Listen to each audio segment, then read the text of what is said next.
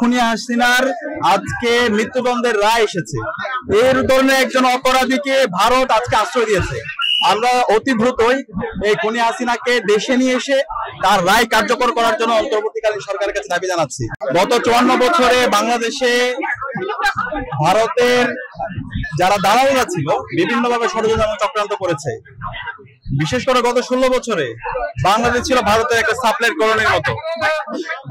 ভারত আমাদের অর্থনৈতিক শোষণ, রাজনীতি নিপীড়ন এবং সাংস্কৃতিক গোলামির মাধ্যমে আমাদেরকে নিয়ে যাওয়ার চেষ্টা করেছে এবং খুনি হাসিনাকে ফ্যাসিস্ট হতে সবচেয়ে বেশি সহযোগিতা করেছে এই ভারত। জুলাই বিপ্লবের মাধ্যমে আমাদের শহীদদের আত্মত্যাগের মাধ্যমে আজকে আমরা এই দিল্লির দালালদের থেকে আমাদের এই দেশকে স্বাধীন করতে পেরেছি। বাংলাদেশ নতুন ভাবে স্বাধীন হয়েছে। এই জুলাই বিপ্লব পরবর্তী স্বাধীন বাংলাদেশে আর দিল্লির দালালে চলবে না।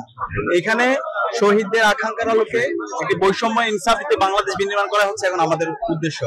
সুতরাং ভারতের সাথে আমাদের সম্পর্ক হবে ন্যায্যতার ভিত্তিতে। ভারত যদি আমাদের উপর কোনো কিছু চাপিয়ে দিতে চায়, সেই চাপিয়ে দেওয়ার রাজনীতি এখন স্বাধীন বাংলাদেশে চলবে না।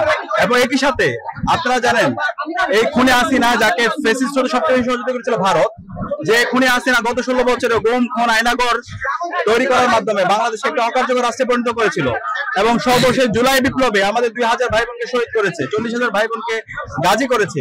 সেই খুনি হাসিনার আজকে মৃত্যুদণ্ডের রায় এসেছে। এর ধরনের একজন অপরাধীকে ভারত আজকে আশ্রয় দিয়েছে। আমরা অতি দ্রুতই এই খুনি হাসিনাকে দেশে নিয়ে এসে তার রায় কার্যকর করার জন্য অন্তর্বর্তীকালীন সরকারের কাছে দাবি জানাচ্ছি এবং এই ক্ষেত্রে আন্তর্জাতিক যত সংস্থা আছে, ইন্টারপোল থেকে শুরু করে তাদের সহযোগিতা এনে খুনি হাসিনাকে দেশে নিয়ে এসে এবং তার যারা দোষর আছে, তার যারা সহযোগী আছে তাদেরকে দেশে নিয়েছে, তাদেরকে দৃষ্টান্তমূলক বিচার আওতায় নিয়ে আসতে হবে। নির্বাচন একটা ফ্রি ফেয়ার ক্রেডিবল ইলেকশন, এই নির্বাচন আয়োজনও আমাদের অন্যতম একটা উদ্দেশ্য। গত 16 বছর আমরা ভোট দিতে পারিনি। যাদের বয়স 18 থেকে 25 বছর তারা জীবনে একবারও ভোট দিতে পারেনি।